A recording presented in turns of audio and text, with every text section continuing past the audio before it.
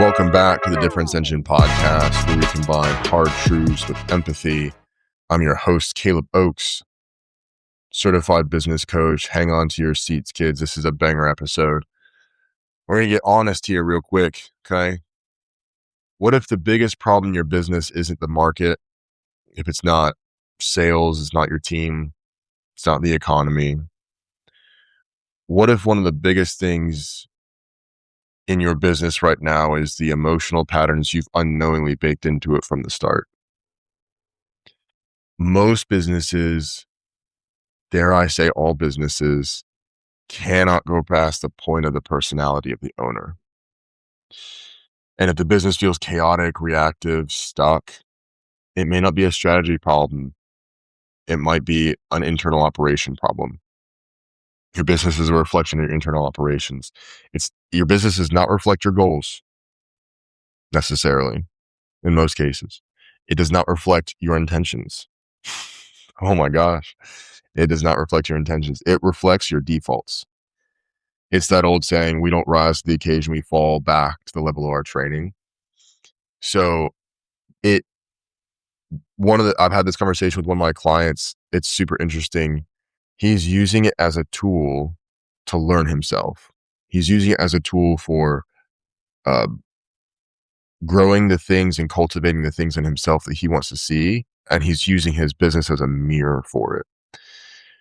And in conversations we've had around him potentially selling, he's actually, one of the pros he's given it, one of the things he's ticked off in the category of reasons he wants to keep it, is that it's one of the best tools, maybe the best tool in self-reflection for him in his journey of growth as a person. So how this looks is, if you avoid hard conversations in your personal life, your team might reflect a lack of accountability. If you chase ideas, or as I like to call it, have an entrepreneurial spasm where you're just coming out with new things all the time, your team probably lacks focus. Your business probably lacks focus. If you fear losing clients, if that's present in your mind, maybe under-promising or underpricing and over-delivering, hedging your bets. If you need control and fear delegation, fear handing things off, probably bottlenecking growth. Your business becomes an emotional echo chamber. It resonates with whatever you're putting out. And let's just be clear too, like, on this show, it's hard truth with empathy. This is normal. Like, you can't get away from it. The only thing you can do is bring awareness to it and then adjust yourself in accordance with it. It can be used as a tool to grow. It's a pretty cool way to grow. A lot of times too, like, entrepreneurs are hard chargers and they can be control freaks, right? So we'll tell ourselves stories like, I just need to push harder. I just need better marketing. I just blah, blah, blah, blah, blah. Those are just band-aids. And in some cases, they could be totally true and accurate. However, my favorite argument is, if I just worked harder. Well, if that was the case, then the donkey would own the farm. Huh? It's not the case. So what we do instead is we bring awareness to it. You are a human being. You are not an animal. Cracking the whip harder is not how you get more things done.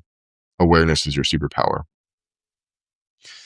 So there's a couple prevalent, prominent, overarching kind of, I'm doing broad brushstrokes here, but kind of prominent ticks or prominent, leanings for an entrepreneur in this case. So there's the hero. I'm leaving this one first because it's very common. The hero, which is like, save the day constantly. Clients depend on them personally. Teams won't make decisions without you. It feels good for a time till the business gets too big because it's not scalable at all. There's approval addiction. Avoid raising prices. Say yes too often. Won't niche down because you're afraid of excluding people. Tolerate bad clients. Your revenue will grow. Your profit and sanity, though, will suffer for it. And then there's like the control loop, right? For number 3, redoing everyone's work. Nothing's good enough. Struggle to delegate. And that the glass ceiling then becomes like no one's good enough. I have to carry all this on my own. Kind of classic control freak. Um, these are, this is one of the things I do most with my clients. So a lot of people will come to me asking for something specific. They need to hire a new key person. And it's usually entrepreneurs have like a really good finger on the pulse of what their business needs. So it's not like the things they bring aren't real. They are. They're usually not deep enough though. So my role as a coach is to get deeper to the I like to do bedrock. When you do an engineering project, it's to bedrock if it's going to last. We don't do halfway down or good enough. We're going to bedrock. We're going usually to identity, to emotion, to relationship, to ultimate goal, dream, desire. So part of this is so hard to fix is first you have to like identify where that is. You have to decide, you have to realize what bedrock feels like and looks like and actually get there. But the other part that's hard about it is one way you know you've hit bedrock is when it hits identity. Guaranteed.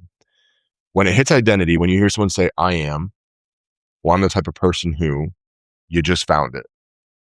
So I collect these statements with people because I know that when they say that, they've just revealed something deep about themselves that is an operating system for them.